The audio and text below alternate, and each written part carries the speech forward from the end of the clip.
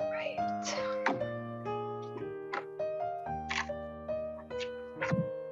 Guys, ready for a roll call? Yes. Okay. Commissioner Eisen? Here. Commissioner Jennings? Well, he left us? Here. Oh, there he is. Vice Chair Eisen? Here. All right. And Chair Stamper? Here.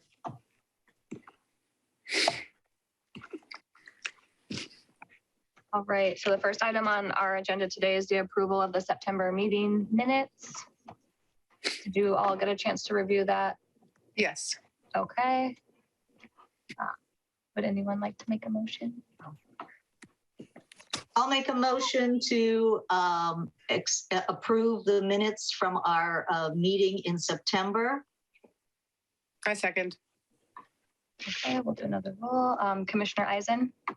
Yeah, yes. Commissioner Jennings? Yes. Vice Chair Eisen? Yes. And Chair Stamper? Yes. All right, motion carries. So next on our agenda, we have announcements and correspondence. Do we have any announcements, Eddie, or anyone else? I have one small announcement. I'm calling in super sick. So I might like put my camera away when it's allowed, just because I need to like lay back and rest. But that's my only announcement. All right. Okay, I'm just going to add a small announcement that the Brown Act and related training is at the end, just because Catherine, our city attorney, will be joining us later. So we put that at the end just so that she could make it time-wise, just so everyone knows. Do we have any public comment for non-agenda items?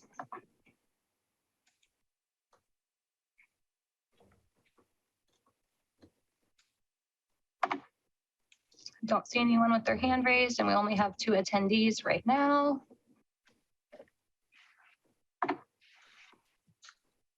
All right, so we'll move on to our next section, which is the city council update.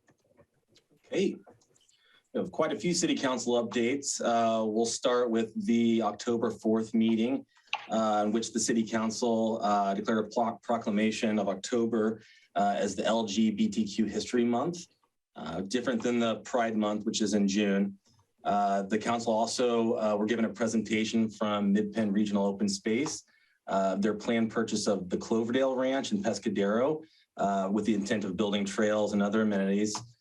There was also an approval of an exclusive negotiation agreement with Mercy Housing to potentially build affordable housing at the 555 Kelly property. And Matthew wanted me to make clear to the commission that there's a pretty likely chance that the commission will be involved in some of those discussions, as the development of that property is going to impact the parking lots here at the community center. So he just wanted to put that on the commission's radar. City council also were given a report on a study session of feeding wildlife, mostly related to residential impacts, but parks and trails were affected as well. And the council asked for a draft ordinance prohibiting the feeding of wildlife be presented to them at their next meeting. And for future items from the October 4th meeting, Councilmember Jimenez requested a study session on dog access at Poplar Beach to create a dog-free zone as well as an off-leash area. This is to mitigate any of the negative interactions that has happened between dogs and horses and other beach users. For the October 18th meeting, the council was given a Pumpkin Fest debrief update, and where they heard that from the beautification committee's end, everything seemed to go well at the event. There's a lot of positivity and good crowds. Some items to include in planning for next year, mostly cell phone access, and the mural ribbon cutting went really well also.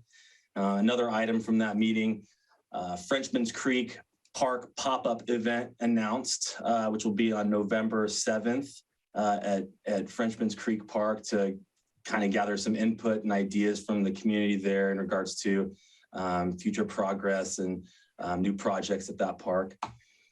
Also, the council ratified a resolution keeping meetings remote until the end of February, possibly the end of March, but it seems the council has every intent of bringing in-person meetings back by late March. Also, there's a resolution of support to East Side Trail Segment 4 funding, in addition to a resolution to San Mateo County Transportation Authority support grant application to complete the connection between Rocket Farms and the new county section from El Granada. The council also heard some art donation updates, which Lisa Lopez is going to cover a little bit later this evening.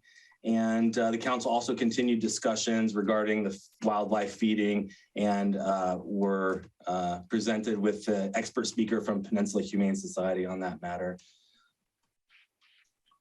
That's all we have for city council updates. So we'll go ahead and move on to recreation updates. Our first update is a staffing update. We currently have an open recruitment here in the recreation department for a full-time recreation leader, and that recruitment closes next Monday, I believe. That's to fill a vacancy that we've had for a little over a month and a half, which left us with one full-time recreation leader, Matt Nichols. And pleased to announce that Matt has jumped into an interim management analyst position at City Hall on the Public Works Department. So we're really excited for him, but we don't get to have him around here to help. So that's kind of a bummer, but good news for Matt. Also, the county COVID testing that takes place here at the community center 3 days a week, Monday, Wednesday, Friday, due to low traffic over the last few months, they've decided to decrease their 3 days of testing to 2 days. So we'll no longer see COVID testing offered here at the community centers on Fridays. Which brings me to community center itself. I wanted to remind everyone that the community center will be closed from December 22nd until January 2nd for our citywide furlough. We'll also do another reminder at our next meeting too, just to keep that on everyone's calendar. And finally, our regular meeting for November and December are historically canceled by the commission, and instead we do a combined meeting, a special meeting, the first Wednesday of December. So just a reminder to the commission that we did set our calendar back in February. The commission did opt to cancel both the November and December regular meetings to combine them for a special meeting the first Wednesday of December. So just to give everyone a reminder on that. We won't have regular meetings next month or December. Instead, we'll have a special meeting the first Wednesday of December. And that's all I have for my updates. And that's December 7th, just for everybody's calendars.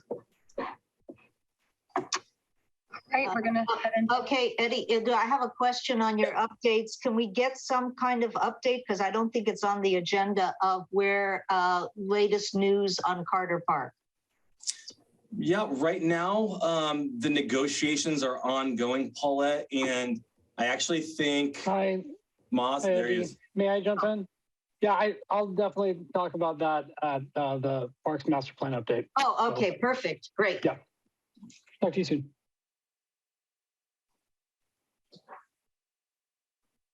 All right, we're just gonna head into our regular agenda. I'm gonna hand it over to Miss Lisa Lopez Rossi. Good evening, everyone. I'm actually very pleased to be back again 2 months in a row at the Recreation Commission. That's actually really makes me happy. So I have some good news to report tonight, and I will start with the Spirit of Life Bell, which John Doty actually brought to you last month in September. It was taken to the council at our last council meeting, which was October 18th. And the council accepted the temporary loan of the sculpture. They also approved temporary placement of the sculpture at City Hall. And they directed City Manager Chidester to proceed with the acceptance of the sculpture on behalf of the city, and supported proceeding with the conceptual design of the City Hall parking lot. So those actions were actually approved, and the city was directed to move forward by a motion. and a resolution from the council. If you have any questions, I can do my best to answer them. But if Quick one. Sorry, I was coughing and I just wanted to make sure. So the city approved a temporary placing of the statue in the city parking lot there, or did they approve the idea of moving forward with a park there and everything? both. Okay. So they approved right now to keep the temporary placement in the city hall parking lot where it is. And in the meantime, we are proceeding with conceptual plans to design the city hall parking lot to actually house the bell. Okay, thank you. Okay, Lisa, this is where I was listening to that meeting and I did find it confusing as to where things really ended up. For sure, I agree that what ended up is that's the temporary place and that we want the bell. Those two things we can agree on. But where it's going to be permanently, I did not end up, I heard Debbie, I heard some people say, you know, we need to have a committee to decide, to think about, where the best place for this bell is. And that it didn't seem like that ever was done. You know, that was just determined by staff, which is not usually something that happens in Half Moon Bay, you know, just like the mural across the street. I mean, we went through a process and there's been no process for where the optimum place for this bell is. And so that's why I felt that it was confusing the way that meeting ended as to where we are going forward. Well, I think that is why it's actually deemed a conceptual design. They did not vote on permanent placement. They voted, or they asked to have staff bring back a conceptual design. And then my belief is they're going to have more public comment. Oh, Moz, do you want to jump in? Because you probably can say it more eloquently than me. No worries. Thanks, Lisa. Good evening, everyone. Moz Bazugian, Interim Public Works Director. Happy to be here tonight. I'll just mention that with regards to the concept level planning, the next steps are to actually get a consultant on board to do some work. And my understanding is the next step would be to do that and to come back for additional conversations with regards to the project and the placement. Those are all being discussed in the public forum at that time.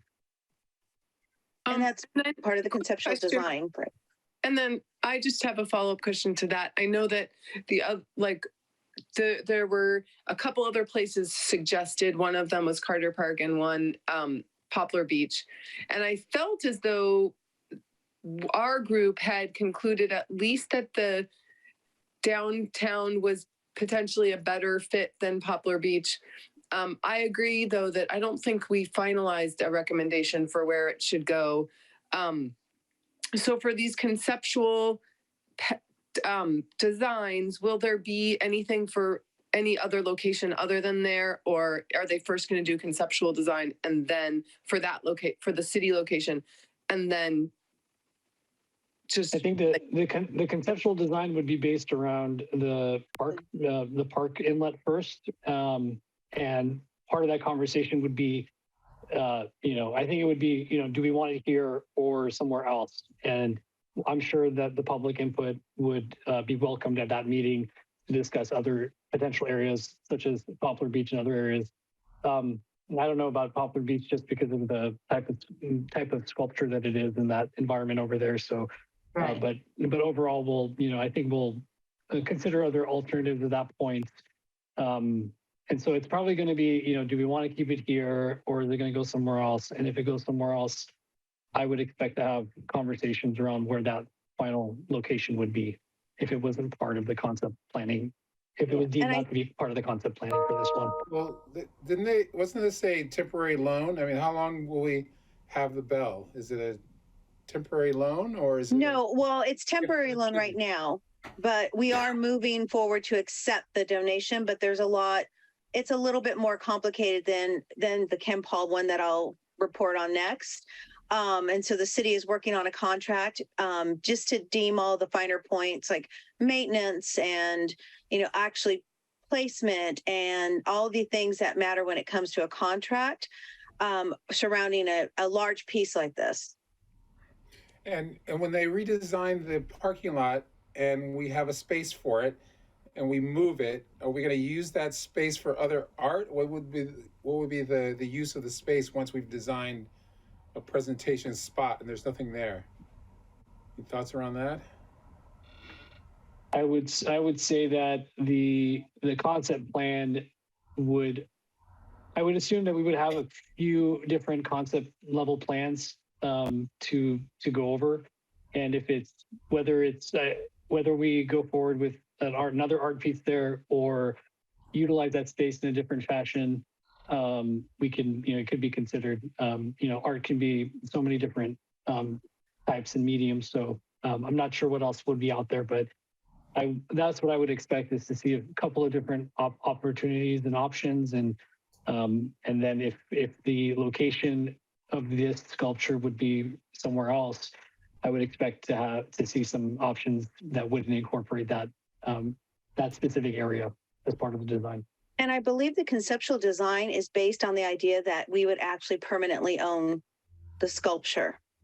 So if we designed the parklet and that plan was approved by the public and the council, then that would mean that bell would stay there. And yes, we may probably plan around it. As Ma said, there probably will be a few designs available.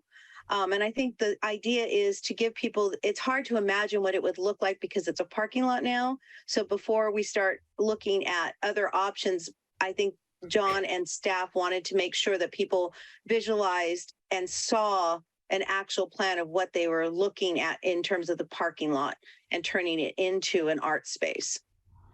Well, I do like, I like where it is at City Hall, but the other thing that came to my mind is that it's centered around service, and where do the youth most actively mingle or pass, where we're actually inviting youth into service for the community. And I don't see a lot downtown. I know that over by Cunha and different areas I can see where kids are running around, and so I'm just wondering how we get that energy of service filtered down to this next generation, right? It's a good point. And I'm sure Maggie wrote that in her notes, but I'm also taking notes to take back. By the EOC is another, possibility to think about, where you've got people who are in uniform, in service, and hopefully protecting the town. And this would be, a possibly good spot for that. And it's a very visible, it's an area where the town comes, whether it's to come to the Ted Adcock Center, to go to the EOC, or to go to, the restaurants or the farmers market. So it's a major spot. We certainly brought up the idea of having it be near there, right? Because I think that just bringing it at the farmers market actually arose. So I'm just trying to remember if there was a concern that it was near so much private property that then in loud, but I don't know that that'd be any different than by City Hall. So, right. Yeah.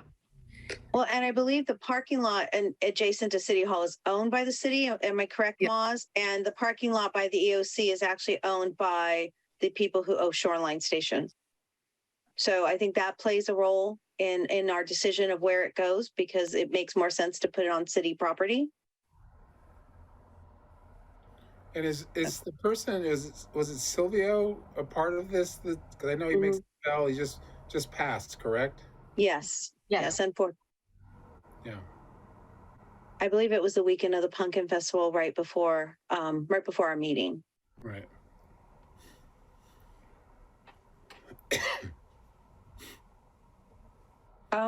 So you're I- saying that my- there, Okay. there will be a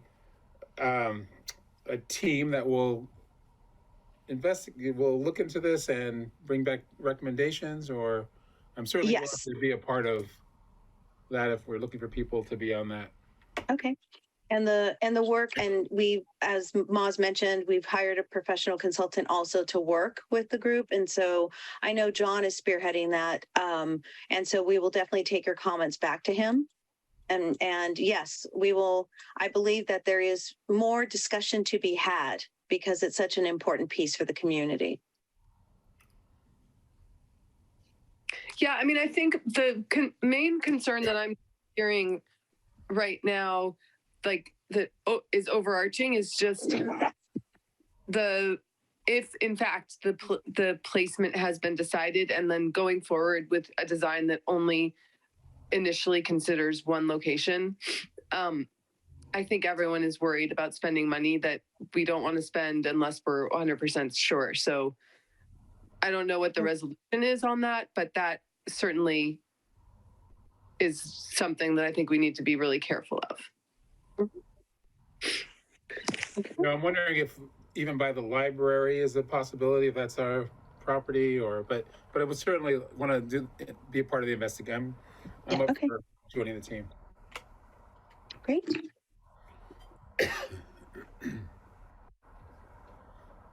Okay, I think Maggie's nodding at me that we can, if there's no other comments or questions, I guess we can move on. The next one's rather much more simple.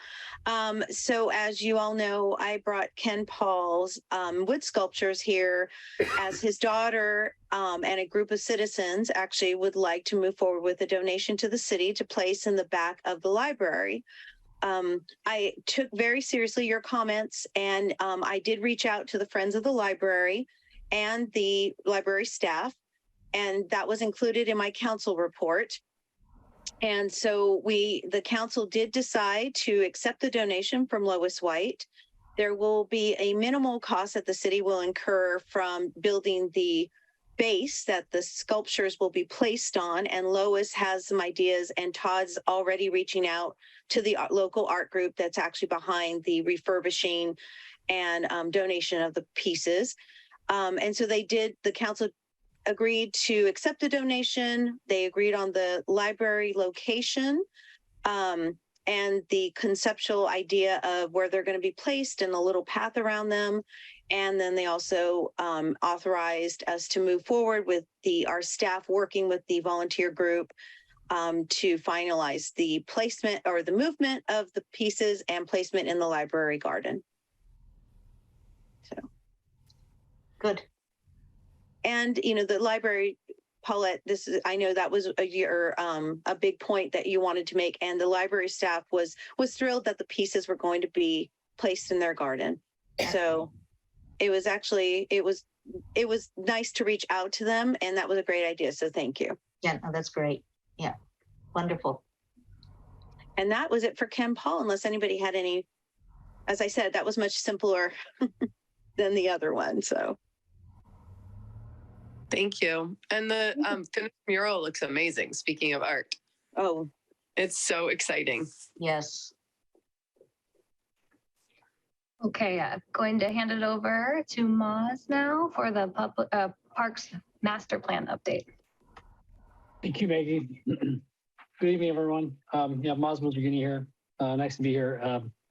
I would say with regards to the mural, which I appreciate as well. I do wish people would not step in the street to take photos of it. We might have to put some signs out. I don't know. So I'm here tonight to provide an update on our Parks Master Plan. John asked me to come do this tonight. He is currently with a few other folks at the MMANC meeting down in Monterey County.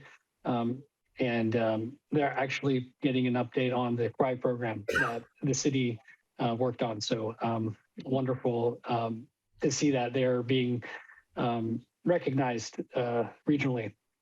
So anyways, I'm here tonight to provide our update on the Parks Master Plan, and I'll go through and let don't know if you guys want to stop me for questions or should I complete the update and then go back to questions? Maybe I'll pause How after each lengthy? topic. How lengthy is it? That's going to be the real factor. I'm going to talk about 5 specific items. And so what I'll do is I'll just pause after each one and then you guys can ask questions. I think and then that's we can the move to the best. next one. That's Perfect. Yeah, it's good. Perfect. All right. So the first one, just wanted to mention that the Frenchman's Creek Park Phase 2 project is moving forward. There's going to be a pop-up event on November 5th from 10 to 12.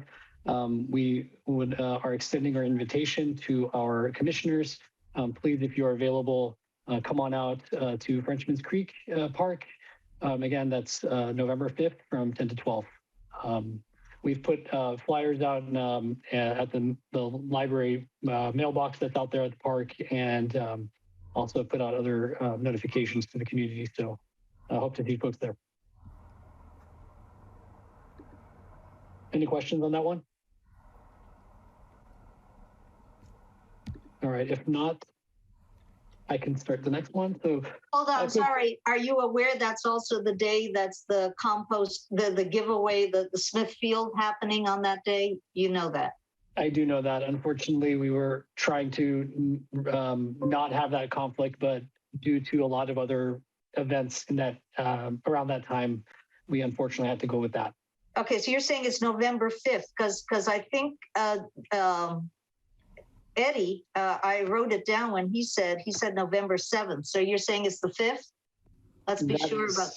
Let me double check. That's what I have from John. Is it Saturday or Monday? It's a Saturday. Okay, that's the 5th. That's the 5th then. Yeah. Yeah. And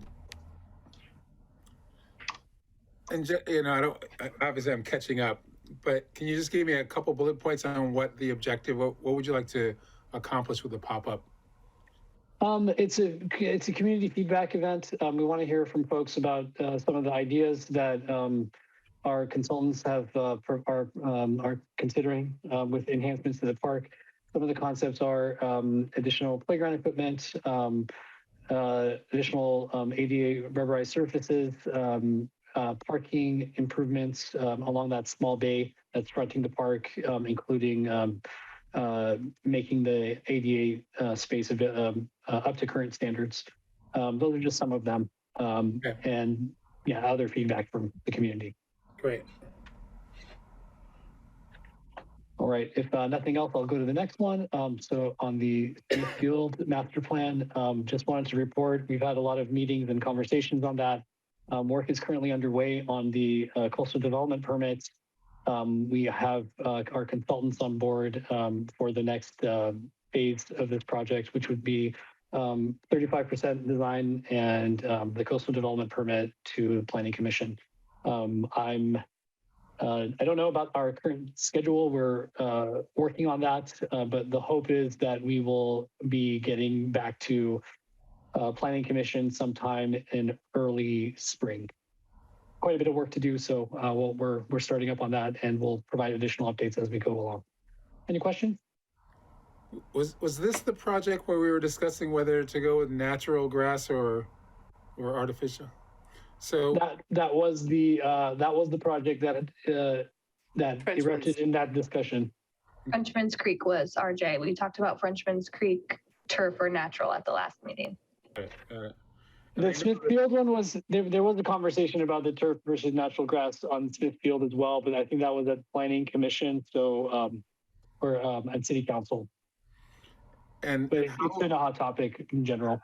How big does the use of our water play in this conversation, or lack of water? I mean, quite a bit. Yeah. Anything, any upgrades we do, any additional usage, obviously all of that would be worked out through that coastal development process by working with our coastside community water district. Right. Am I right that the last, that the plan that we are moving forward with did have like the softball field was going to be artificial turf?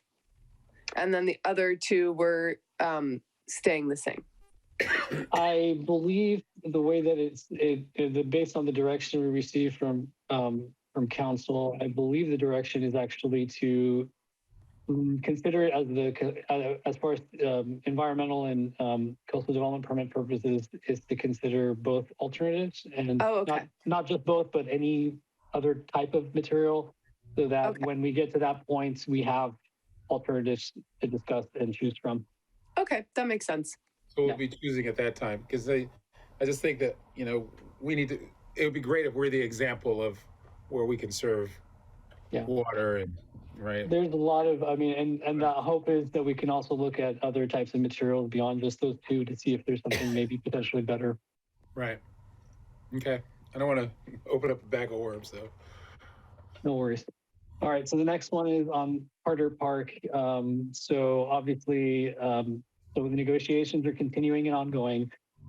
What I can say is there are continuing conversations, and but unfortunately, given the nature of the item, we cannot share more information at this time. What I would like to add regarding the project end is that although construction is not happening, we have been reviewing the report submittals from the contractor. We have not put the contractor on hold. We've reduced the overhead costs by focusing solely on submittal reviews. And what that does is it allows the contractor to purchase materials. So while we are paused on the construction itself, we are working to get all the materials and deliveries completed for a lot of long lead items for the project. The fabricated structure obviously is a big part of that. Sorry, my 3-year-old just entered the home office. But anyway, so they've also been ordering a lot of those materials. So the supply chain has been a problem for our other projects. So that is one nice benefit of going through this process with the contractor in advancing construction. Usually we do it at the same time. So anyways, any questions? Budget hasn't changed. It's just delays that we're dealing with. The budget has not changed yet. We have a contingency on the project. I'm still hopeful that we can complete with the contingency we have available. But as we go forward with the project, we'll take a closer look and see how things move forward. And but at this point, no, there's no additional budget requests or additional needs at this time. Maz, when you say you're negotiating, because I've heard this for weeks and weeks now, are these people actually coming to the table or are they not? No, there's conversations. It's not just internal. No, there's conversations and communications happening. So we're working through those. Okay. Anything else? I did get a call from the Mariners Church earlier. I connected with somebody this morning, and I think what we'll do is open up that pathway for the current time being, where it's fenced off, where it continues over to the Mariners Church. Right now, the fencing is kind of blocking a portion of dock. So we may be seeing some changes there, but we'll be closing it back up hopefully soon when we restart construction. Next item is Poplar Gateways. So the update we want to provide is that due to staffing changes in the project manager on the Gateways EIR leaving the city, we are starting to move forward with that document and that process. So we are in the process of selecting, getting support and getting that project back on track. The Poplar Gateways project is the project that looks at enhancements and changes to our coastal trail from Poplar Beach to Kelly. It's been something that's been on pause for the last few months. Apologies. And so just wanted to mention that we are starting to get that project back on track. We'll be providing more updates as we move forward there, but just wanted to share that a little bit. Any questions? Is that the paved path that you're talking about? It was multiple pathways. So Okay. it would be a change in the coastal trail itself that goes from Poplar to Kelly. And it would be the way that the master plan was completed. It had multiple different pathways for different types of uses.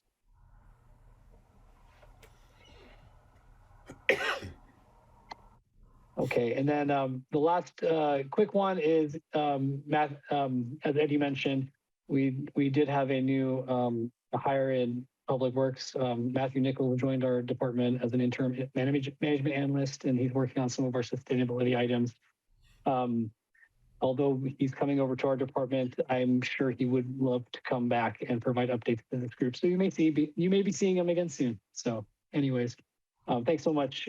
Any questions on anything that we talked about or anything else? And what is your role, Maz? I'm sorry. Sure. So for the last 5 years, I've been the city engineer. So for me, I've been working on a lot of our capital improvement projects, as well as supporting our community development department with private development review. I work on all of them. Yeah, you'll see my names on our project plans. So I'm the city engineer. And currently I'm also the interim public works director after Mr. Dowdy's appointment to interim assistant city manager. Got it. Thank you. Of course. Maz, where are we with, obviously, we're not really anywhere because you haven't even mentioned it, but kind of like, I just kind of trying to get a sense of, in terms of how the staff approaches, we have all these different projects. What are the priorities? Where's the real effort? Because, if you spread yourself too thin, we've had years and years where very little has happened.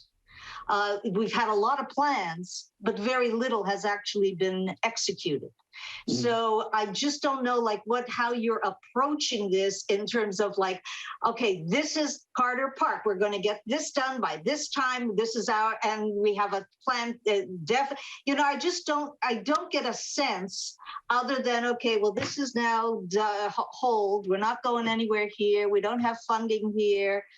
And I just don't know how the whole thing is supposed to work. I do know that a lot of things nothing's happened. And one of those, again, where are we, for instance, with Magnolia Park?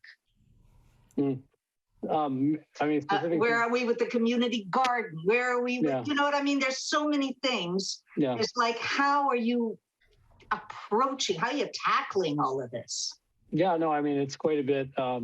Absolutely. And, with the amount of funding there, obviously there's that part of it, right? So you have specific projects that may be on the table, but if the funding isn't available, it may not be able to be moving forward. We do have a grant program that looks at funding opportunities as we go along. So there is that as well that goes on.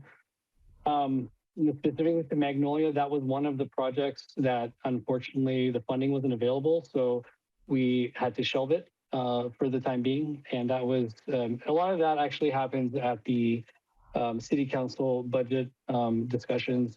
So we do provide a capital improvement program update at that time. That's generally the first, we have meetings up to that point. It all starts really with the priority sessions, the listening sessions that the city council holds. So all that whole process that starts up in the earlier part of 2023 really starts the whole process as far as the whole, CIP, which projects are moving forward, what's not. Obviously, there's a lot of projects that are moving forward. They're just kind of behind the scenes with project plans and designs. We have utility relocations for some of our projects, like the Highway 1 North project. So there's a lot of stuff that's actually going on. I would say if you want to fully understand this process, you probably need to spend a day with me. I have a small office, but I think we can pitch you. Come on. So anyways, I'm always happy. Would be interesting. I'm happy to, no, I'm honestly, if anybody's interested to come and talk to me about, what I do and how I do it and, what we try to achieve, I'm happy to chat. So please, reach out to me and I'm happy to set some time up. I'm usually in the office these days. It's nice being back in the office and seeing folks. So yeah, let me know. All right, be careful of putting that invitation out. I'll be there. That's right. It was always out there. It just, I'm putting it out, I guess now.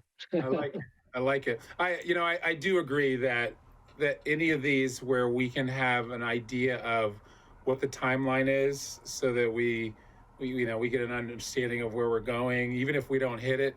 I think that's it's a really great point that Paulette's bringing out is because it seems like, it's real easy for us to be nebulous in it, and we're not sure what we're working on or what's a priority or where we have budget but I'm still getting my feet wet, so I'll ride the wave for now. But Yeah, I mean, and if you ever have any specific questions on a specific project, some of these things are fluid and they do move around depending on different issues and factors. So if there's ever a question, happy to help. where's your office, Mas? I'm at City Hall. Okay, all right. And in terms of actually the garden, then is that just something that will potentially be brought up again in in the start of 23? There will be this question of, okay, there are enough funds now, you can allocate enough funds. Is that the point where people would decide that? Yeah, I think the listening session would be the first opportunity for folks to start voicing their concerns. And the project, although it's not funded and active, we do have projects on this in the CIP that are unfunded and kind of just there for planning purposes.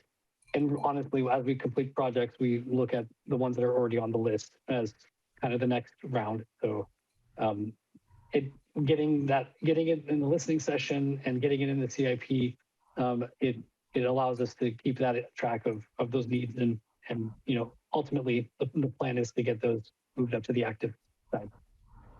Okay. And lastly, with regard to the garden, it was kind of at that moment, it seemed to me that it was kind of tied to Magnolia Park. Is there, are you hearing a sort of surge of interest in not tying it to that park then again, or? I don't know if I've heard anything in particular, either one way or the other, honestly. Okay.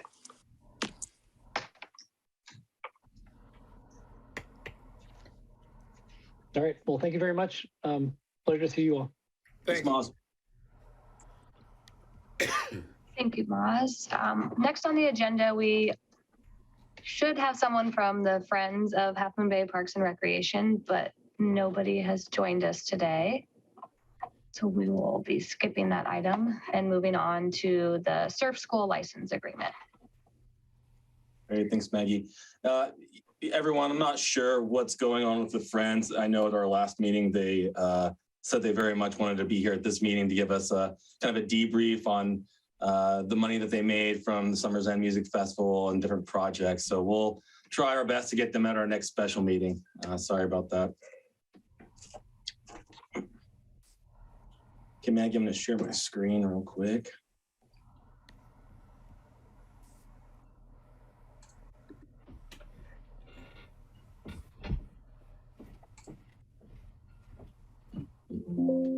Okay. All right. So today we wanted to give you a quick presentation regarding our surf school license agreement. This is the first time the commission's seeing this. That's because within the last 3 years, when this initial 3-year term agreement was established, it fell into the purview of the Recreation Department. So this is the first time you'll be hearing about this. Again, it's definitely relevant to the commission and interesting. So we also want to make clear this is just an informational presentation. We're not seeking any guidance. Staff will be putting this updated license agreement to the council for approval. Our license agreement for surf schools, it's a 3-year license agreement with the current license agreement ending at the end of this calendar year. And what these agreements do is they allow for our licensed businesses to operate instructional surf schools here in Half Moon Bay, specifically at Surfers Beach. Each one of our licensees is required to pay an amount annually that increases 3% each year. The surf schools are allowed per their agreement to have up to 8 students per class and must maintain an instructor to student ratio of 1 to 4.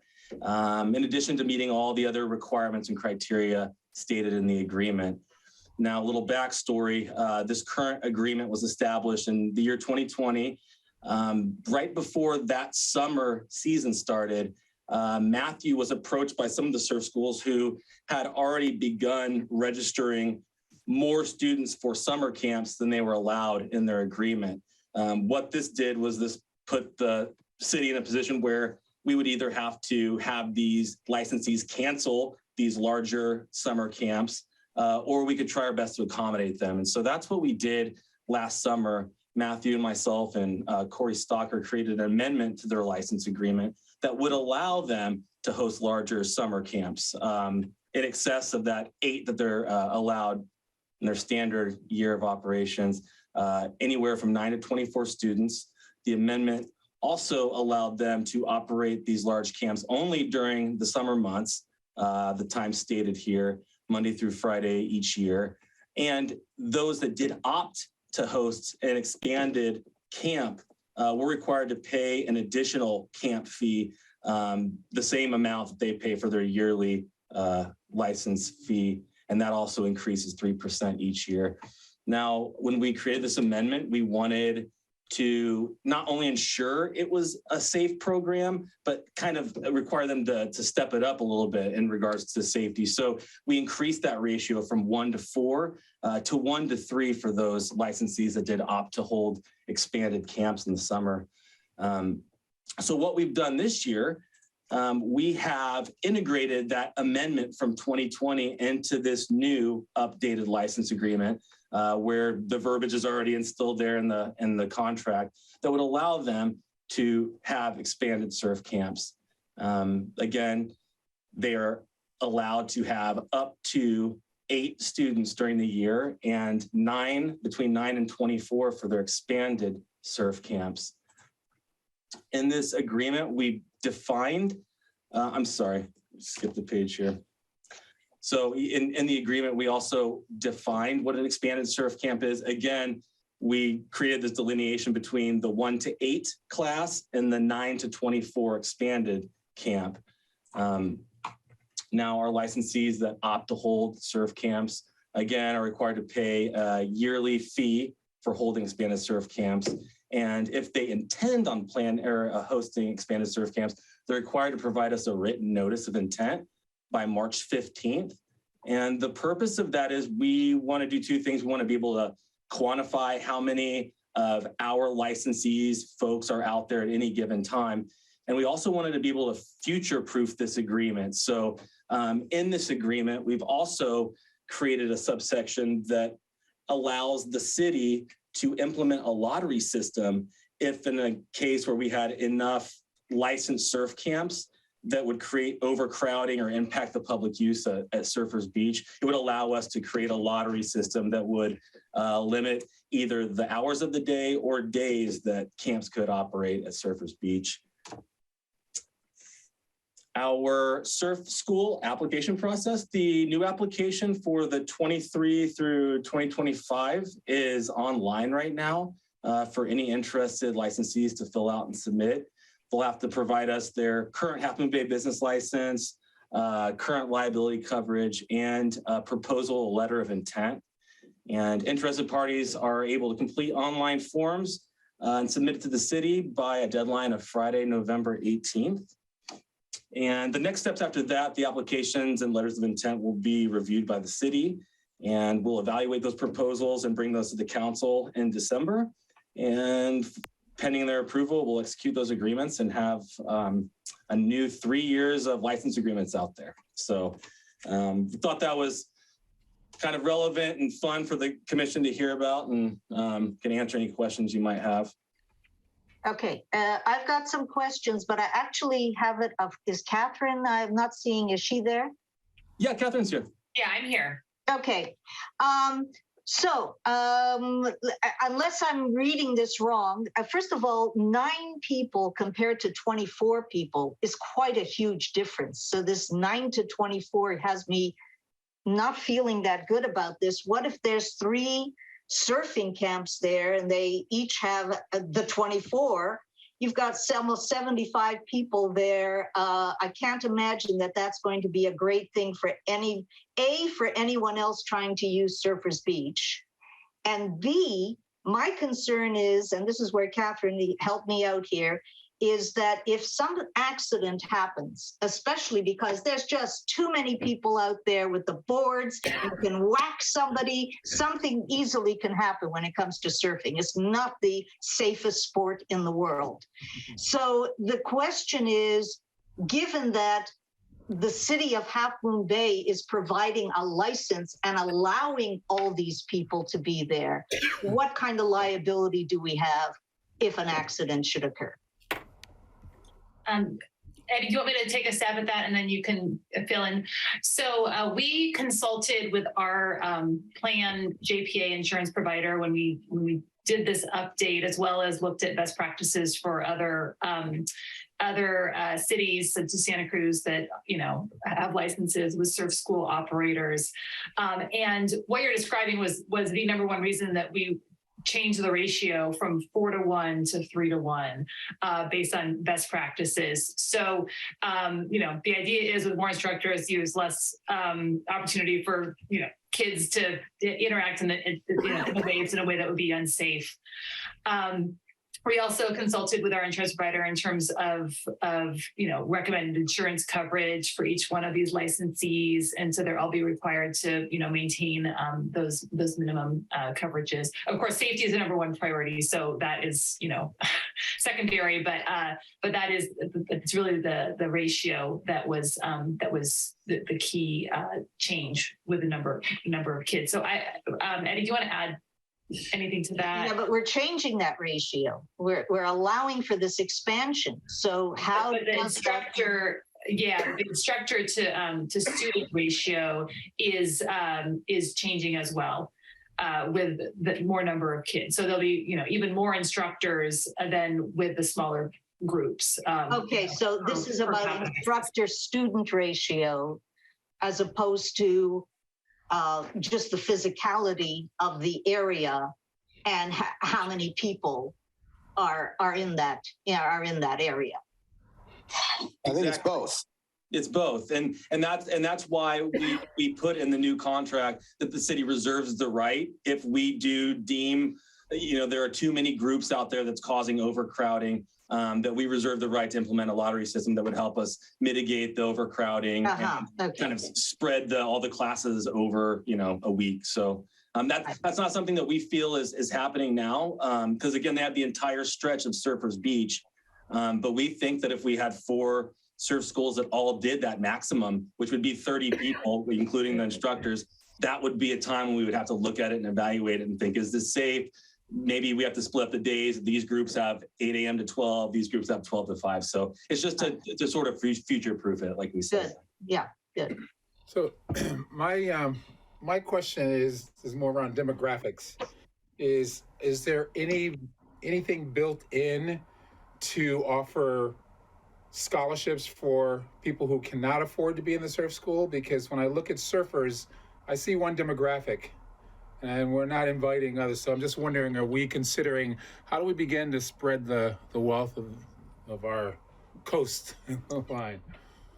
That's a good question. I think, and to respond to that too, RJ, it might be a great discussion to have with some of these surf schools that maybe they'd be required to offer 5% of their participants a scholarship. I know the city has a standing scholarship program, but it's meant for our internal programming run by the recreation department and our contracted instructors. This is kind of a little bit of a different animal, I think, but I think you're right, RJ, and I think if the city could probably lean a little bit harder on some of the surf schools and encourage them to offer some scholarships to some folks. Yeah, I was going to ask a similar question. Thank you, RJ. Definitely. So if you're going to allow expansion, let's get something from the surf schools. Right. Absolutely. Those were expanding. Thank you, RJ and Paulette. I'm going to bring that up to Matthew tomorrow. I know Paulette already brought this up, but I also have concern just about the amount of people. And obviously, I mean, you're going to take all this stuff into account, but as someone who surfs, I never surf at Surfers Beach anymore. because it's always so crowded as it is. And I'm thinking about more people there.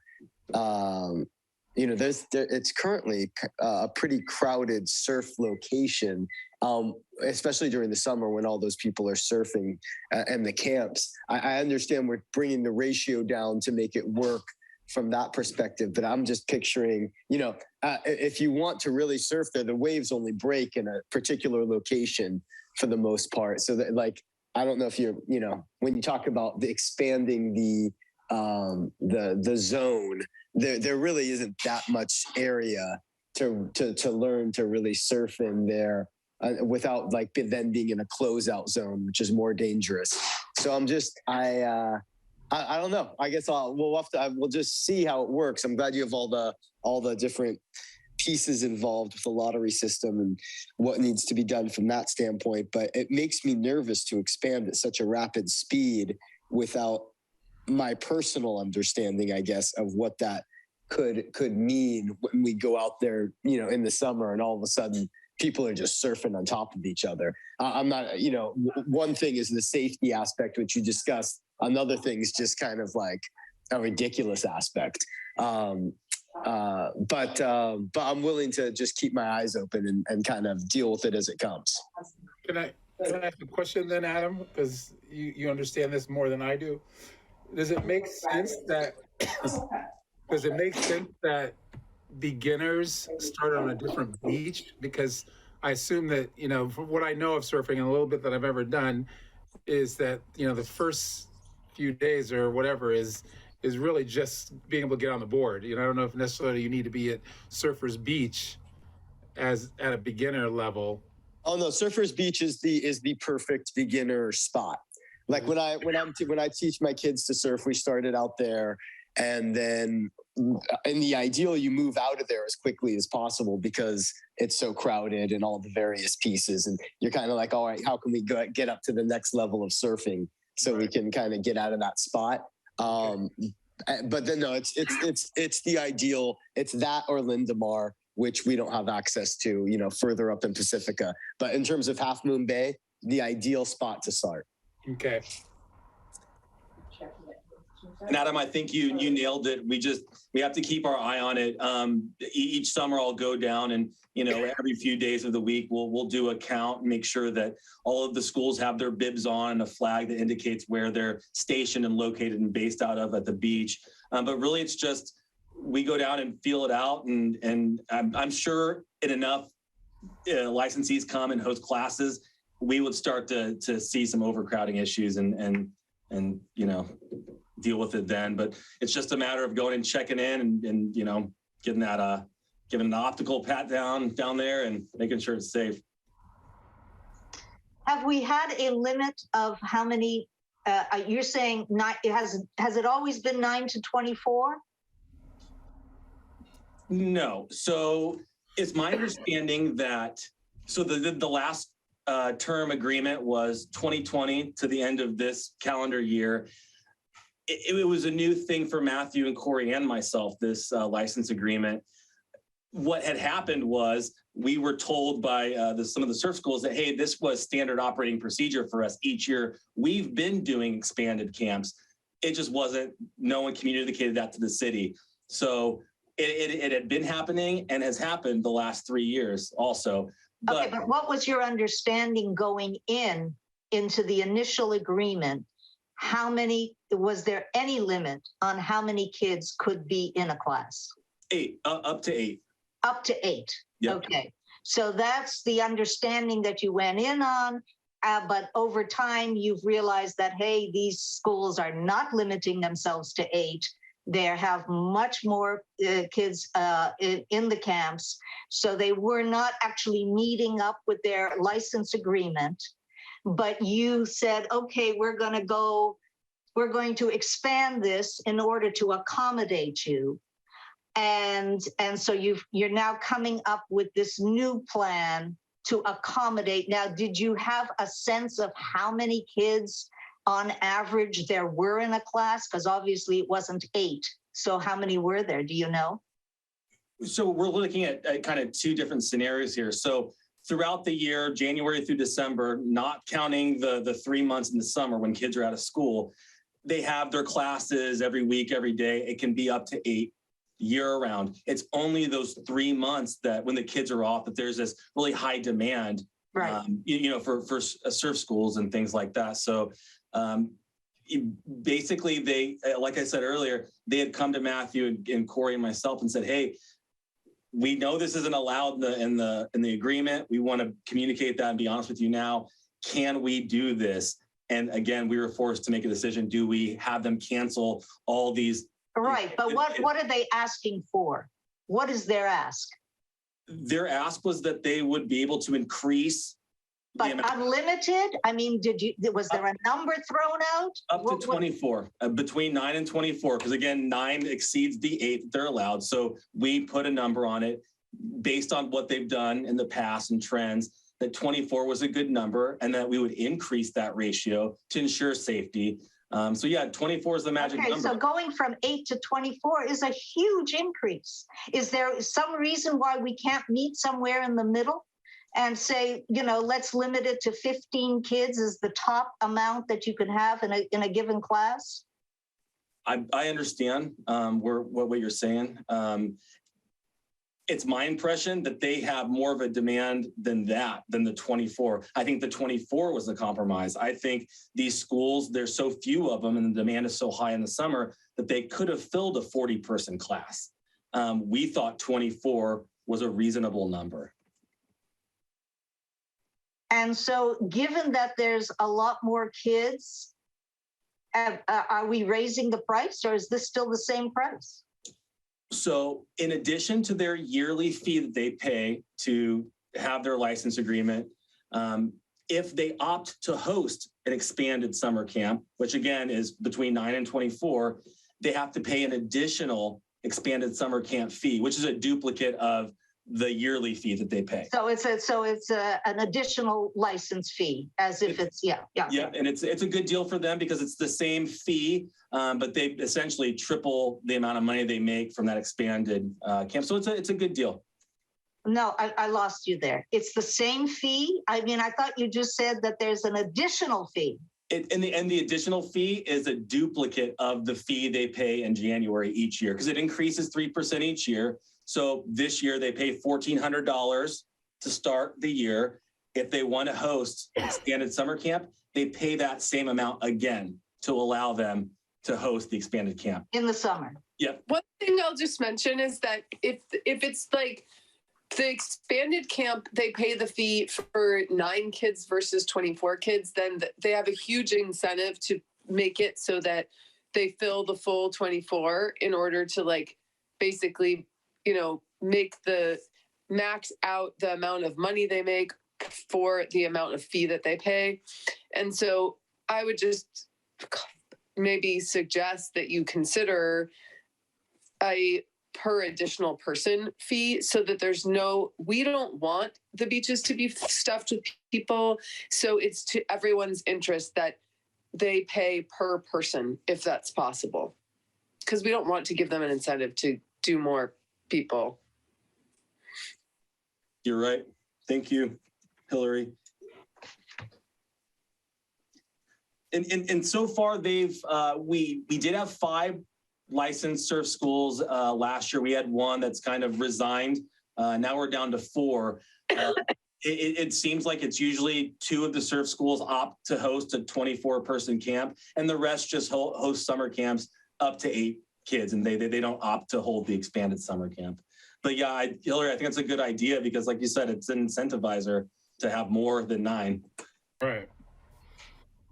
And then the other thing I was just going to say, with junior guards, there's a fair amount of time that's spent on the sand as well as in the water. And one way to help try to control the traffic in the water would be to try to have some kind of agreement about how much time is spent in the water versus not time in the water, or scheduling water time between the camps if there are multiples so that every camp knows.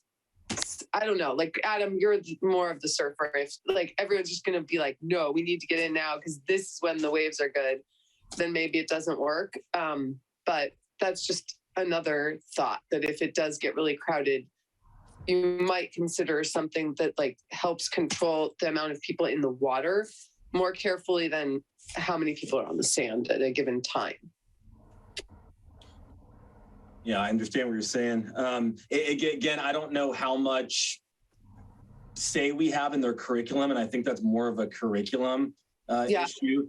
Again, how we can regulate how many people are in the water is by knowing who's hosting these camps, how many kids they have at a certain time. That's how we're able to regulate those numbers. But yeah, in regards to requiring a certain amount of beach time versus in the water time, I really don't know if we're able to dictate much of that.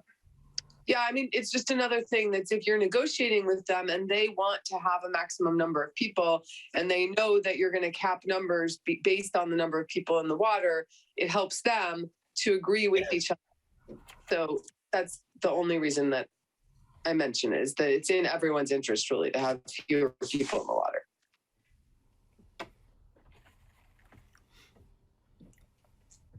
Thank you for that, Hillary. And do we have any more questions about the license agreement? Didn't know you'd get into all this with this, right? Nothing is straightforward. Nothing is straightforward. I think I definitely, I think we'll have to pay attention to it this summer and see how it plays out, and then we can discuss again. This is a 3-year agreement. It is. Is there any way to do it for a year instead, or is it locked and loaded already? Catherine? I think there should be some way to do it so that it's a 3-year agreement, but after the first year of trying this new, this new agreement, trying this new way that we're moving forward, is that it will be reviewed. And either it will be extended for the additional 2 years, or there will be revisions.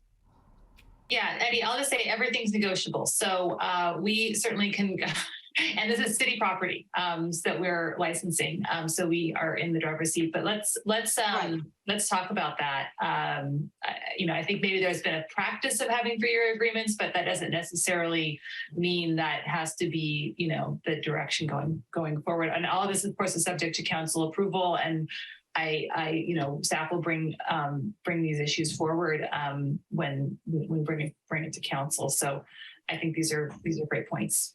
Yeah, I like that one a lot. Just giving some flexibility and seeing how it plays out. Because again, I don't want to mess with the plan too much. I understand the demands is there, and that's what makes me nervous, in all honesty, from seeing it from my perspective. But again, I'm open. I'm open to seeing it play out. But I'm, when you're going from, again, 8 to 30 and times, whatever it was, times 4, it's that's a drastic difference. Yeah. In terms of what could be in the water at a given time. So again, I like all the ideas at play to be able to not lock ourselves in indefinitely for 3 years. Right. And then the last thing I just would mention, I would doubt this is a problem, but we have such a trash problem on the beach. So just mentioning that this could be part of a contract, that there's a promise to make sure that their camp produces no trash left on the beach. Definitely. Very good, Hillary. Absolutely. And remind them of the rules that Half Moon Bay has some of the most awesome rules, actually, with our no plastic bottles, no glass bottles, all campers need to be reminded of that. Right. Yes. And I like considering what Paulette's saying in terms of numbers. If we went to 18, you can always add. Taking away is always a difficult Exactly. issue, right? So 24 does sound a little bit out there, and we're assuming that those who are getting these licenses are responsible and will work well together. But even down to 18, it gives us a little bit more not control, but more ability to negotiate later and add if we feel it's working well. Yeah.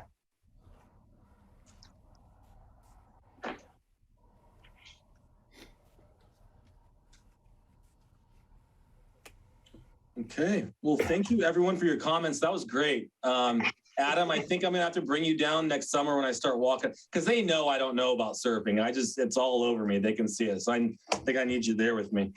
I'll be passing by. I'm definitely going to be on the lookout. So don't worry. You'll get some reports. Awesome. Okay. Well, so everyone, we usually do a Brown Act kind of training at the beginning or end of the year. And Matthew thought since Commissioner Jennings is new, it would be a good time to have Catherine Ingberg, our city attorney, come and put on a little presentation for us. So, Catherine. Yeah, thank you so much for inviting me. I did prepare a few slides, but feel free to jump in. Several of you are already familiar with the Brown Act, so feel free to jump in if anything could use clarification. And of course, there have been some changes to the Brown Act now that we're in the Zoom world, at least for now. So I plan to cover that as well. So this will cover Brown Act, and then also just a real quick overview of the Public Records Act, which may not come up quite as much with your commission, but still is useful information. Next slide. All right. So of course, Brown Act is a state law. It's California's open meeting law. And here's the government code site.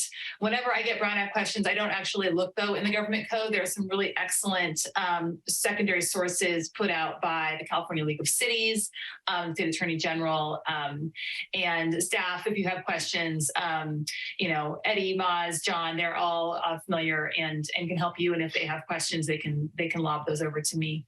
All right, next slide. So key parts of the Brown Act, of course, that requires local decision-making to be open and transparent, and prohibits local agencies from doing business outside of noticed public meetings. And then, of course, COVID made the Brown Act really interesting for local government and moved us over to Zoom. And I'm going to get into a little bit in this presentation about how our days on Zoom may be numbered, given some changes at the government level. All right, next slide.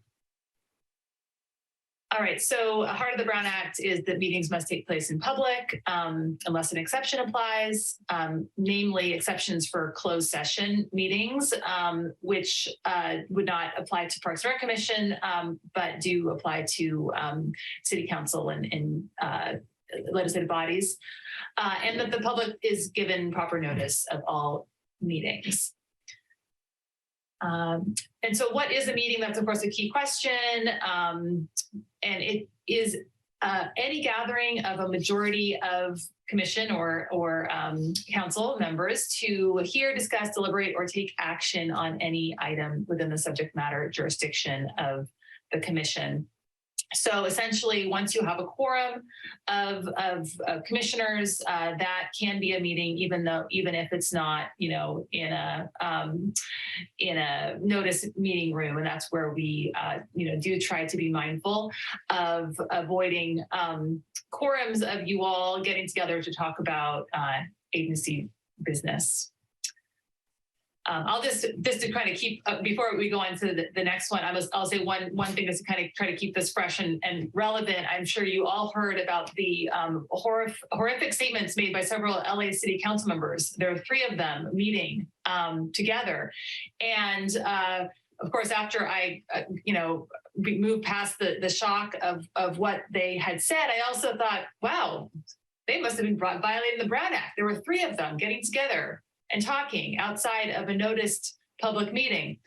Well, turns out actually the LA City Council has more than 5 members. I can't remember if they have 7 or 9, but in any event, there was not a quorum. So while they were not behaving well and doing other unethical things, they were not actually violating the Brown Act in that meeting.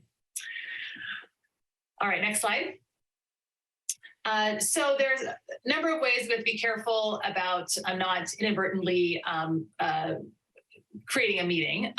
And one of those ways is this daisy chain sequence that can be a meeting. So if Councilmember A tells Councilmember B what they think about a project, and then Councilmember B tells Councilmember C what Councilmember A thinks about that project, all of a sudden that actually is a meeting that had just took place serially. The hub and spoke sequence, that is typically where you have a single person, might be a staff member. There was a case where the city manager was accused of doing, a city manager in a different city was accused of doing this, where they met individually with council members and then but shared what other council members were thinking at their next individual meeting. So that's a no-no. Individual briefings, however, are okay, so long as you're not developing a collective concurrence or sharing, what other council members think about things. All right, next slide. Okay, so email and other sorts of electronic communications have also made things interesting with respect to the Brown Act. Emails and other like social media that can create a potential for a meeting that's subject to the Brown Act. I have a bullet point here. Avoid reply all. That's my practice when communicating with council members or commissioners. I put folks in the BCC line. And so then if you actually can't reply all because your reply is going to go back to the person that sent it to you. But that is one way that meetings can happen just via email. Usually it's inadvertent. But we try to avoid that. There's been some legislation in terms of social media. So social media is another way that meetings can take place. Let's say we have a council member that posts something on their on Nextdoor or Facebook that they are very concerned with a certain issue, and then once you get a second and a third council member that weighs in on that topic, all of a sudden you may have created a Brown Act meeting inadvertently. This state law, AB 992, prohibited that.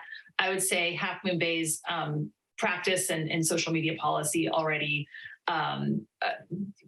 prohibited that kind of thing as a violation of the Brown Act. But the state legislature has gotten involved in this. That said, just because you are a city council member or a commissioner, doesn't mean you can't use social media at all. You may do that to answer questions, provide information to the public, and to solicit information from the public. That's all okay.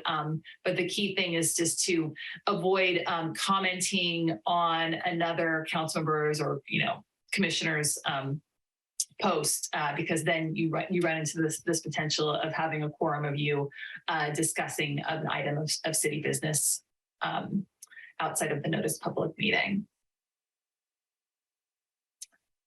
All right, next slide.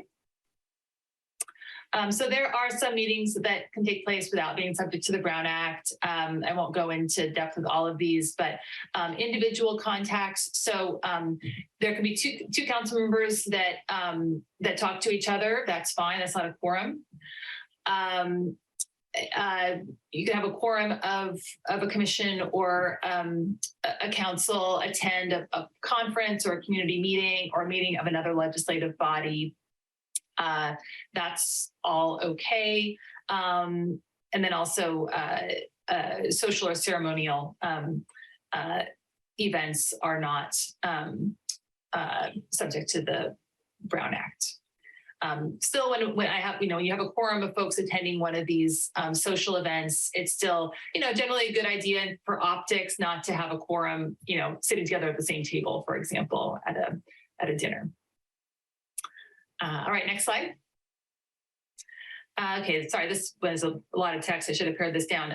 So generally, and I think all of you know this, is that regular public meetings require 72 hours advance notice, posted agenda. If it's a special meeting, it can be done on 24 hours notice.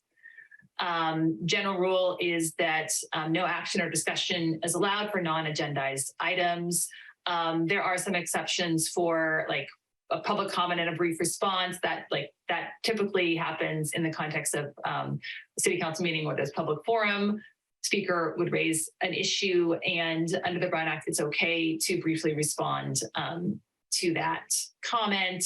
But a protracted discussion is not okay. If the comment requires a protracted discussion, then it's best to place it on a future agenda and item and have it come back.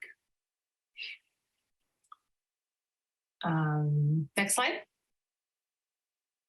All right, so written materials need to be made available. This is typically staff reports, attachments, that kind of thing. The public needs to be able to attend.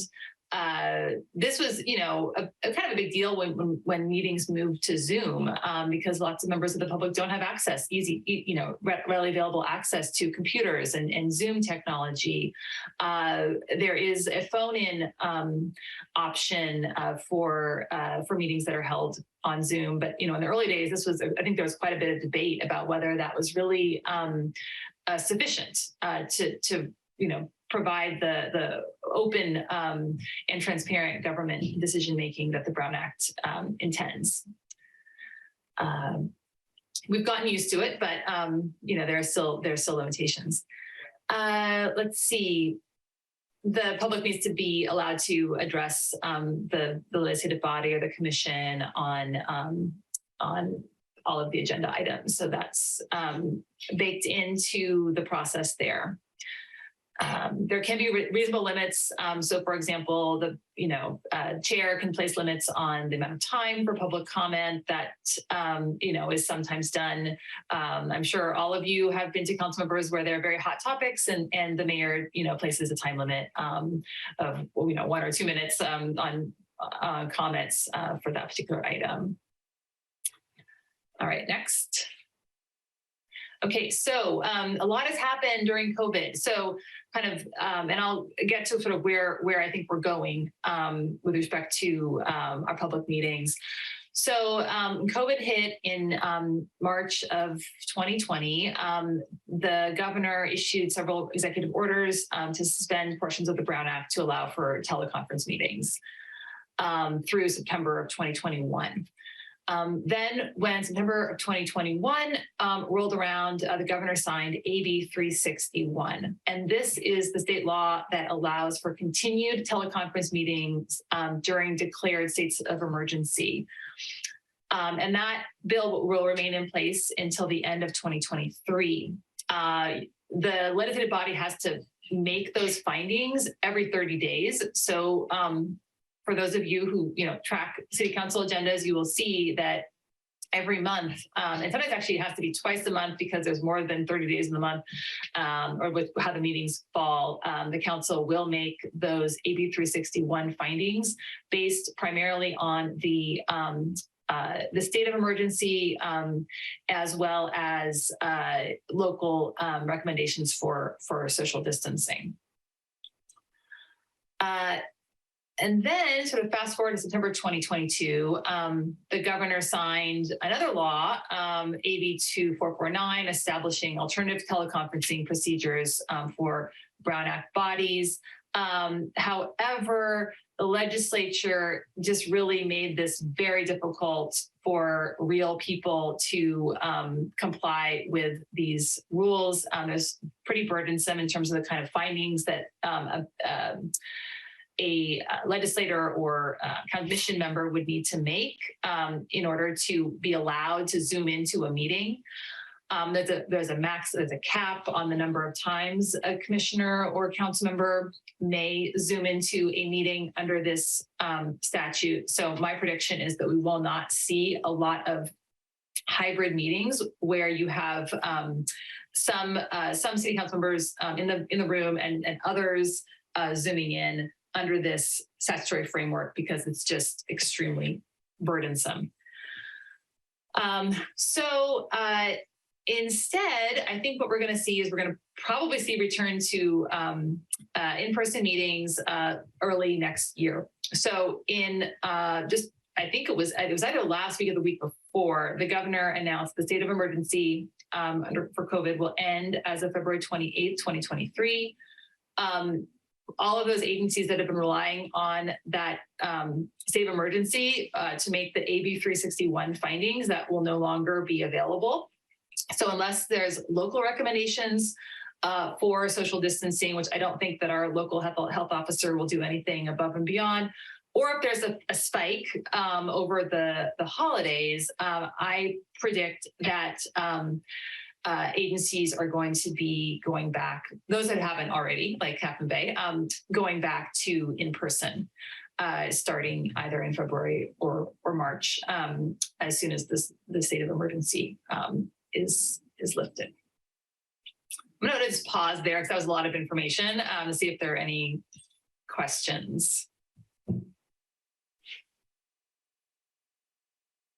Okay, Catherine, the state, what was I good? I just wanted to mention something that you may get to, or you just, haven't. We were told that when we're Zooming as commissioners, that we cannot turn our cameras off. Is that part of the Brown Act when it comes to Zoom meetings? Yeah, and I don't have that in my slides, so thanks for bringing that up. That is a best practice that I would say all cities that have Zoom meetings going have in place to ensure that a quorum of commissioners or council members is present at all times. Because once you have the camera off, you can't really tell if the person is there, or if they've left right. to, let the dog out or something. So, so it needs to be a quorum. There obviously things happen at home. Maybe the dog has to be let out. Mine does when it starts barking. But as long as it's a quorum of you that have your cameras on, then it's okay. Yeah, okay. All right. Good. And you were talking about special events and that it's okay for a quorum to be a part of the special events. And yet, if we're asked to speak at an event, is there any limitation in terms of speaking at those events? Is that considered a public meeting at that point, or? No. So long as it's an event that's sponsored by a third party, it would be fine to speak. I think in terms of the Brown Act. So let's say, there's a candidates forum, and you have an incumbent who is at the candidates forum and speaking at that event. It would be okay to have a quorum of other council members at that event, listening. It would fall under one of those exceptions for community meetings. And it would be okay for example, for me to step up and support that individual or endorse that individual at that meeting? I don't see any issues under the Brown Act. I guess for one thing, it's a different commission, so would be a council member speaking, and then someone from a commission saying something. So I don't see any issues in terms of creating a quorum for purposes of the Brown Act. Okay, and this probably doesn't follow the Brown Act as well. And maybe it's more of an ethical issue in terms of speaking at city council meetings. Mm-hmm. And we're in our position. What are your thoughts? Right? Yeah. No, that's a great question, and you're right. It isn't really a Brown Act thing, but it's kind of a I guess maybe more of a ethics, or sort of what your role as a commissioner is. I can't remember if the Parks and Rec Commission has bylaws. Eddie, do you recall? And if not, that's okay. I'll explain from the perspective of planning commissioner, because I know that they have bylaws, and the city council has rules of procedure. So the city council rules of procedure say, we really recommend that you don't go to planning commission meetings because they have their process, and we don't want to sort of tip the scales by you being there in the meeting, because, well, one, whatever they're deciding might actually get to you on appeal. So it's best to sort of hands-off approach at the planning commission. And then two, you know, you don't want to weigh in unnecessarily, and you know, at that stage of the process. Planning commission and you know, Parks and Rec are there for advice, and so let's let the process play out at the commission level and get, so we can get that, so that the council can get your advice at the appropriate time when it's sort of fully baked. Does that answer your question? That helps. Yeah, and, you know, if you have individual questions about things like that, I would say staff can help you, and I can help as well, because yeah, sometimes there's not always a rule, yay or nay, but there can be pros and cons to just consider, you know, when you decide as you're thinking about how to participate, given your role on the Parks and Rec Commission. Right. Okay. Thank you. Yeah. Okay. Next slide. All right, so if there's a Brown Act violation, there's a process for that. Someone will send the city a correct and cure letter. You can look at that letter and decide whether they have a good point. If they have a good point, then there's a way to cure it by basically having a do-over that is cured by properly noticing the item. There's also potential for litigation, but fortunately that's pretty rare, so I won't get into that. Next slide. All right, so I have some hypos, just trying to keep this fun and interesting, just given the hour. I may not go into all of them, but I'll just do the first few here. So the question here is whether these meetings can happen without being noticed per the Brown Act, or whether they are a meeting that would require public notice. So the first one is that the mayor holds monthly meetings open to everyone and publicized on the city's website. Is this a Brown Act meeting, or can it just be done without the 72-hour or 24-hour Brown Act notice? And I'll say, when I did this training before, I think I actually had polling, so you could sort of poll your thoughts, but I didn't have time to set that up. But I will just answer the question, is that this is not a Brown Act meeting. For one, it's just the mayor on their own individual decision holding these monthly meetings, and and no Brown Act notice is required here. Now, what if the mayor asks the chair of each commission to that meeting? Does that turn it into a Brown Act meeting? And the answer is no. It's still okay to do without a Brown Act notice, but it may not be a good idea for really the reasons that RJ raised, is that the commissions are supposed to be independent, and having the mayor ask them to a meeting that might sort of compromise their independence.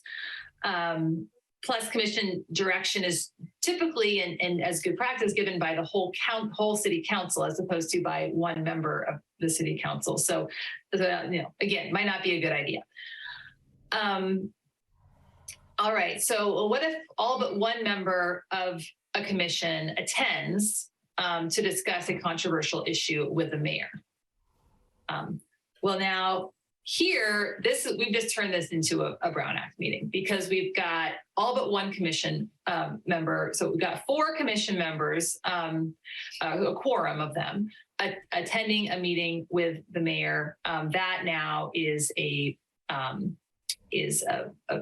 meeting for the purposes of the Brown Act. Unless anyone has a burning desire to talk about the rest of them, I'm going to ask Eddie to move our slide to the next item. Although I see Eddie might have stepped away. Catherine, maybe you can just quickly give us the answers to 4, 5, and 6. Sure. Okay. So for number 4, 2 members from each of 3 different commissions get together. This is okay to do without a Brown Act notice because you don't have the quorums issue, but it's probably not a good idea for potential for scope creep and that kind of thing. Number 5, the League of the Women Voters holds the candidate forum.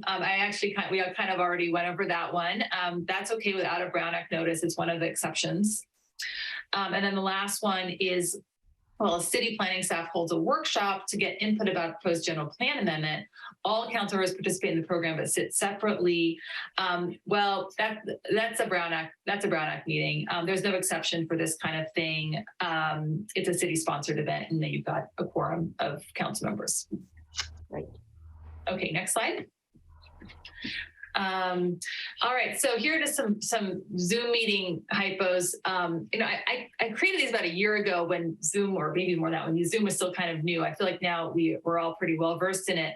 But and some of these are not necessarily Brown Act, but more like best practice. The first question is: may city officials attend more than one Zoom meeting at a time? Well, the answer is. This probably wouldn't be a violation of the Brown Act, but it's probably not a good idea. Very hard to actually give meetings your full attention when you attend more than one at a time. May staff use Zoom's breakout room function to allow for small group discussion during meetings? I don't have a legal. I don't know if there's a case on this, but I would say probably not. This seems like a bad idea. Also, given that the public would not be able to observe what's happening and what's being discussed in those breakout rooms. And then lastly, can the city schedule meetings at unusual times, such as early Sunday morning or late Friday evening, given that it's so easy to have meetings with Zoom? And the answer is, yeah, you can do that under the Brown Act, but the public may not like it. In general, we've seen throughout the state and the country is actually, a lot of new faces at council meetings and commission meetings because of the Zoom format. But we still want to be mindful of participation and try to get folks there to our meetings and hold them at times when folks are available. Okay, next slide. Okay, so Public Records Act, this is our last topic. I have a couple more slides. This is just a reminder mostly that the law considers pretty much all documents that cross by City Hall to be public records unless they're covered by an exception. So it's a very broad definition, and our city clerk spends a lot of time responding to Public Records Act requests. Unfortunately, she's extremely capable and good at it, and can do it efficiently. But it still is, a important part of her job and staff's job in helping respond to public records requests. The exceptions are typically things like attorney-client privilege, or if something is an administrative draft, then those may also be exempt from disclosure. Labor, personnel, real estate negotiations are oftentimes exempt as well. And I spend a fair amount of my time when our city clerk pulls documents to produce for a Public Records Act request, reviewing them for privilege and other types of exemptions. Next slide. Okay, so I'm not going to get into all of the rules regarding the Public Records Act, but I do want to just talk about email a little bit, because that has pretty much become the most time-consuming part of any Public Records Act request, because we just generate a lot of email in our practice and in our lives. And so we have, when we get requests for communications, we have to sort through a lot of emails. Okay, so this is my hypothetical for you all to think about. A city commissioner sends an email to a handful of friends and neighbors saying, "The city commission on which I serve is considering an important issue at tonight's meeting. I hope you can all attend."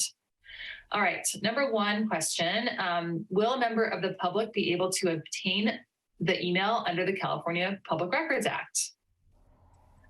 The answer is yes. This certainly looks like the public's business, and would be disclosable under the Public Records Act. Now, two, what if the email was sent using the commissioner's personal email account? That's maybe this is a question for you, because I'm not sure if you all have city sponsored city email accounts for you. Yeah. Well, and the answer is it doesn't matter whether this was sent on your city email or your personal email. That's what Hillary found out. Oh, okay. Yeah. I'm not sure if I know that reference, but yes, it's, Oh, yeah. we do have to be mindful of, personal email as well. That does not insulate it from the Public Records Act. What the law looks at is the content of the message, not the format in how it was sent.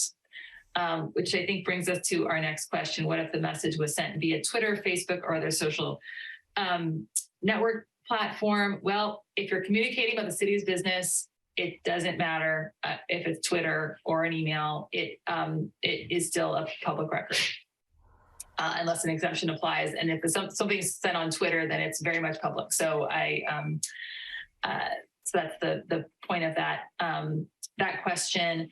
Now, number four is a little bit more nuanced. What if the message was sent only to the commissioner's spouse? And here it may not be a public record. This is sort of can be a little bit murky, but essentially the idea is that city business is public record, but personal business is not. So if the message is like, hey, there's an important issue at tonight's meeting, I hope you can attend, but if you can't, please make sure to buy the groceries because we're out of milk. I mean, those are the kind of messages, even if you send it on the city email account, it sounds like personal business. So that would likely not be a public record. And then lastly, what if the message went on, let's say did not go to the spouse, it went to a handful of friends and neighbors. What if the message went on to explain how the commissioner intended to vote on the issue? Well, this is still a public record, and it's also a bad idea to have that in writing. So that's just a kind of quick and dirty, but these are the kinds of things that we deal with a lot with respect to the Public Records Act. So I'm just going to pause there and see if there are any questions. I do have a question. Just because something is in public record does that mean that you're not supposed to do it, or does it just mean it's in public record? It just means that it's in public record. Okay. Yeah, no, that's a great question. So there's nothing wrong with, of course, sending emails and communicating and telling friends and neighbors about important issues coming up. But yeah, the point of this is just to remind you that, yeah, it would be a public record. And, I would say even though my emails are generally going to be attorney-client privilege, I still wouldn't put anything in email that I wouldn't want to see on the front page of the newspaper. So just a reminder in terms of how you phrase things, that kind of thing. My guess is that it sounds like somehow some of your emails were requested the Public Records Act. I would say this. No, I think that there's a little confusion about what happened, but it's fine. Okay. Well, anyway, but yeah, we don't typically get a lot of PRA requests for commissioner emails, but we do for council member emails. Any other questions? I just want to say, when I said Hillary found out, it wasn't Hillary Stamper, it was Hillary Clinton who found out about her personal email that was part of the records. So, yeah. Yeah, definitely. Sarah Palin too. I did this presentation several years ago, and I had like a screenshot of all of her emails that were sent on her Yahoo accounts. This was a long time ago. And no offense to people who have Yahoo accounts, because I have a Hotmail account, but I know. Dated myself. But yeah, so in Sarah Palin's emails, she thought they were private because they were on her Yahoo account. And she really let people know how she really felt about certain, members of the Alaska state government. And they were not pretty. In any event, yes, well,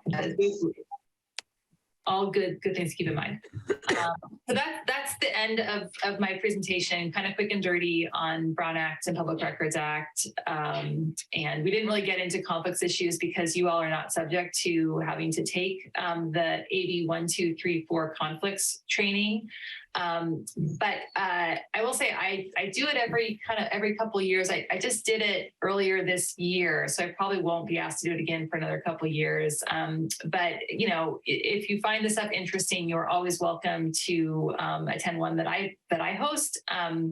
Or there's also lots of trainings online about all things ethics and conflicts of interest related.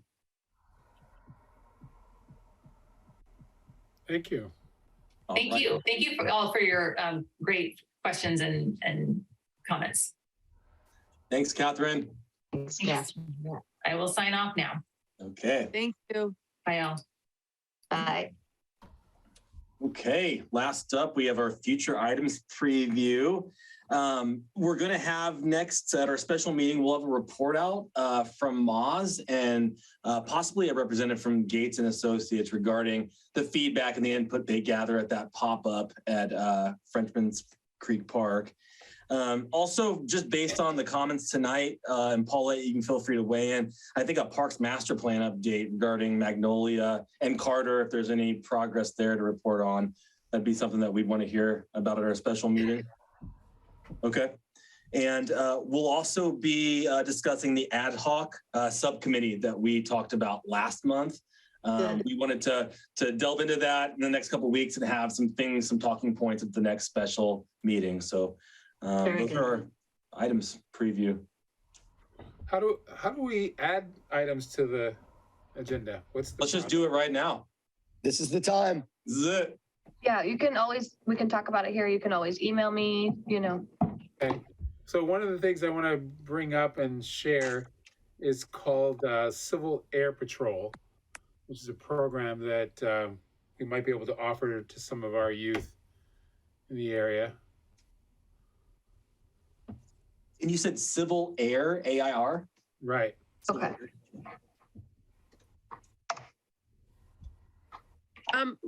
Would you like to do a presentation or a discussion of that, or are you wanting the city to lead that? I can do a presentation to us and see if it's appropriate. I'm gonna just keep my feet wet, but that's what I thought I would share what I know. And Absolutely, thank you. We'll have that on there. okay. The other question I have, which I'm sure has been bantered long and hard, is a pool in Half Moon Bay.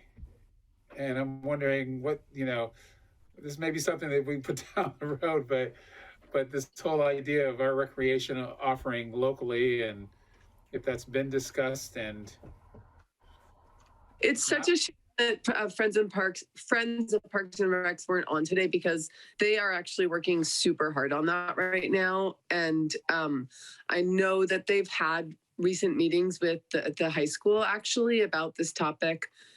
So they kind of have a direction they're really charging ahead with. And it would be so helpful to have them present what, to the group, what's happening with that. Because there has been some momentum on that topic. Great.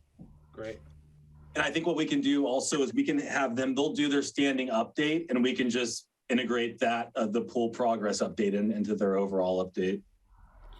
And then the one last question I have. My sense is that. Go ahead. Go for it, Hillary. Your sense is?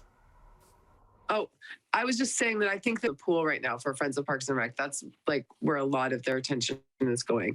So it will be really interesting. And I can send a note to them too, to just let them know that people were asking. And do we have a golf program locally for students and high school students? And that's certainly something I'd love to push forward. Adam might know more about this than I do. They might have a high school program. I'm not that I'm familiar with, though. There is a golf program. It's through the Ritz. I am not that, or it happens at the Ritz. I don't know the specifics behind it, but I do know people who participate, and I can get back more information. Okay, thanks.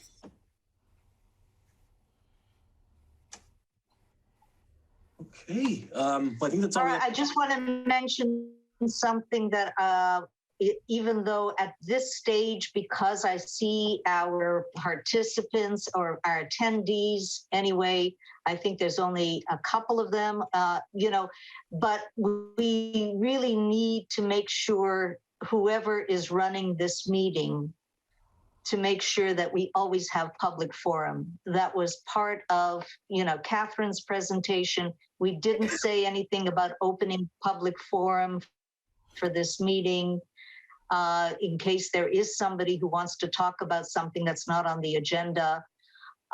So, I just want to make sure that whoever is kind of running the meeting is going to make sure that we at least formally have open public forum, even if we close it immediately afterwards.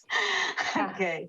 Noted. We did have 2 attendees at the beginning. I think they just popped off recently. They dropped off. Okay. Thank you.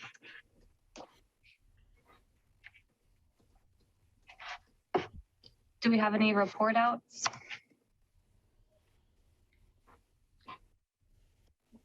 Well, I can just say I attended the Half Moon Bay Pumpkin Festival. Thought it was a wonderful event this year, even though we had no sunshine on the 2 days. It didn't seem to bother anyone. People came equipped for the weather. I was shocked. I thought I'd see a lot of sleeveless T-shirts and, people not being prepared, but they were actually prepared.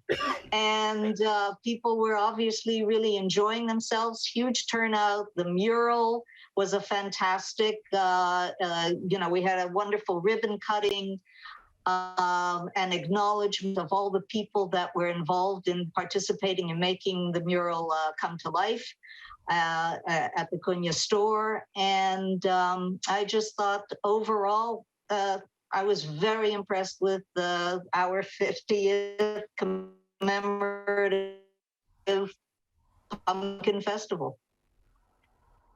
Hear, hear. I agree. It was awesome. And the music was. Entertainment was great. They pulled out all the stops with wonderful variety of musical acts, and they were very good. It was very good. Yeah, I'm not sure if anyone else saw the mayor. I don't know how long ago it was, but the mayor who actually coordinated Half Moon Bay being the pumpkin festival, or the pumpkin capital here in the States, gave a little presentation. And he's probably almost 90, I guess. And it was really cute. He talked about how we won the right to be considered the capital by 1 pound, right? With this group out of Ohio. And I just really appreciated. They had they rolled him out on a golf cart, and he still, was sharp and gave a great presentation. And so it was a good chuckle, That's cool. Yeah. I also thought the artwork was amazing. Again, this was like a really art year for the Pumpkin Festival design. Yes, definitely.